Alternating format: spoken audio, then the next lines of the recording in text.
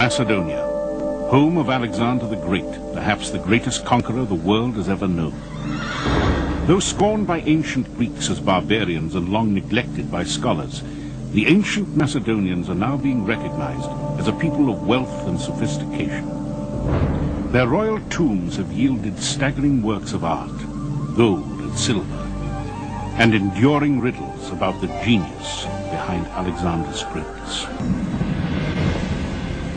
But to the people of Athens, the setting for Greece's golden age, the Macedonians who produced Alexander were not Greek at all. Because the Macedonians were a warlike people, subject to autocratic kings, the Athenian orator Demosthenes saw them as completely barbarian, unfit even to be slaves. The rise of the Macedonians was once viewed by historians as a depressing postscript to the glory that was Greece.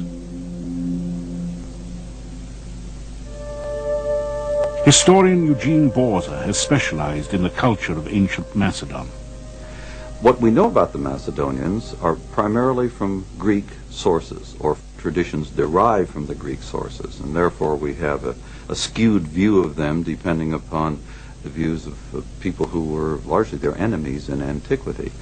Greeks, after all, lived in city-states, the way Greeks thought proper civilized people should live, whereas the Macedonians lived under what the Greeks considered to be a primitive and highly authoritarian monarchy. At the site of Macedonia's royal palace in Aegina, archaeologist Stella Druho explains. Η Μακεδονία κυβερνάται από βασιλείς, είναι ένα βασίλειο. Macedonia was ruled by kings. It was a kingdom. Athens had democracy, a great achievement of the Greek civilization. Demosthenes defended democracy versus monarchy, the Macedonian political system.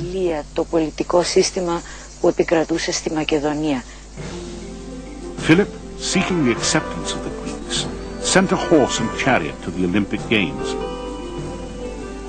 and invited the great poets and scholars of Greece, such as Aristotle, to the Macedonian capital of Pella. But the Greeks, influenced by the orator Demosthenes, continued to see Philip as a tyrant, a hard-drinking lecher, and a barbarian who had no right to claim the mantle of Greece. From his Olympian kingdom, stung by rejection, Philip would bring the disrespectful Greeks to bay. Through force of arms, Philip united the Macedonian kingdom and defeated neighboring tribes to the north and east. His infantry took up a revolutionary weapon, the sarissa. This spear, nearly twice as long as the Greek spears, kept the enemy almost hopelessly at bay.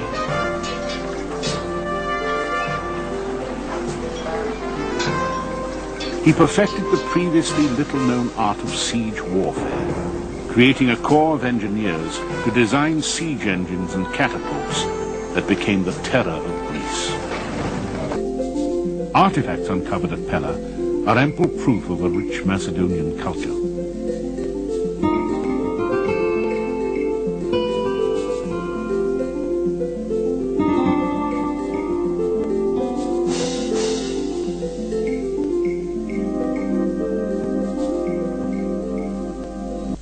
Excavations by our colleagues in Greece have brought to light sufficient examples of an exquisite taste in art that suggests that these Macedonians were not a race of barbarians as Demosthenes and other Greeks had charged.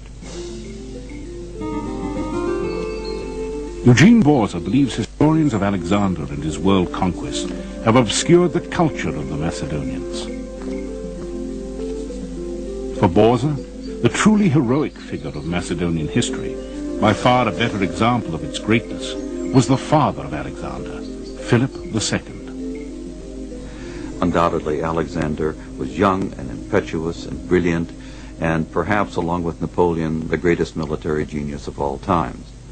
But he was not a thinker and a planner as Philip was. Philip had enormous diplomatic as well as military skills and was a leader of men in a way that perhaps Alexander was not. The most significant Macedonian artifacts yet found are in the village of Vergina, some 30 miles north of Mount Olympus in northern Greece. Archaeologists now believe this to be the ancient city of Aegae.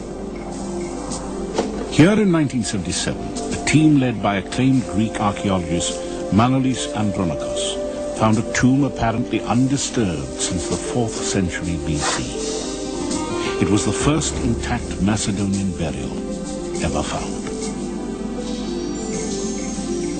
Archaeologist Stella Druho, now director of the Vergina site, assisted Andronikos during his momentous excavation. Στο σημείο να ανοίξουμε τον τάφο ήταν για μας και σαν αρχαιολόγοι και σαν We got to the point of opening the tomb. It was an impressive experience for us as archaeologists and as human beings. We had to be calm and accept what we found. When we entered the tomb, we stopped thinking as scientists, but felt as humans the deep connection between ancient times and our own. Που μπαίνει σε έναν χώρο από τα παλιά χρόνια, συνδέει το χρόνο, τον παλιό χρόνο με τον νέο. As Manolis Andronikos and his team scrambled through a hole made above the marble doors, they saw a room brimming with treasure. A gilded quiver leaned up against the marble doors.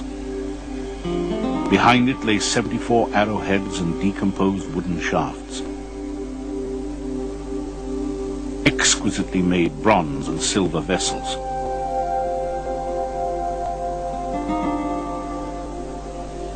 Swords and armor trimmed in gold.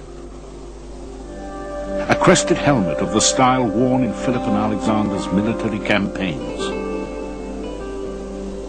And scattered bits of gold, leather and ivory that after 5 years of painstaking reconstruction would prove to be a beautiful ceremonial shield. But the best was yet to come. Against one wall was a solid gold casket bearing the emblem of the Macedonian royal house, a sunburst. Inside were the bones of royalty.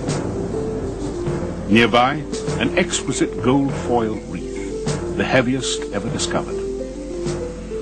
Some of its 313 golden oak leaves showed signs of scorching. Perhaps it was a crown for the monarch during his cremation.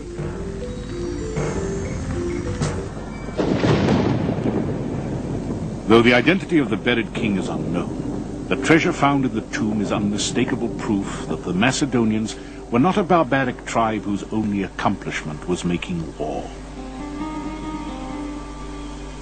Whether done by indigenous Macedonian craftsmen or by Greeks and others working in Macedonia or imported from elsewhere, there's nothing else quite like it anywhere in the ancient world.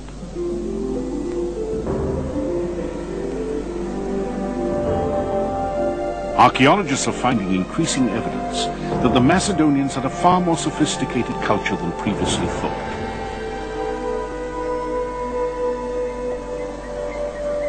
But they are also exposing a civilization beset by tragedy. But Alexander would take his father's place as the immortalized conqueror of the world. Alexander would never return to his native Macedonia. Having completed his conquest, he died in Babylon at the age of 32. His mysterious death came after a long bout of alcoholic revelry. Some have suggested he was poisoned. In the meantime, his campaign had exhausted the resources of his people. Macedonia would fall prey to waves of political corruption and intrigue. Its golden age was over. Ironically, Alexander, regarded by many Greeks as barbaric, would be the means by which Greek culture would spread throughout the world. He would establish cities bearing his name, many to become centers of learning where Greek civilization would be kept alive, overshadowing the culture of Macedonia.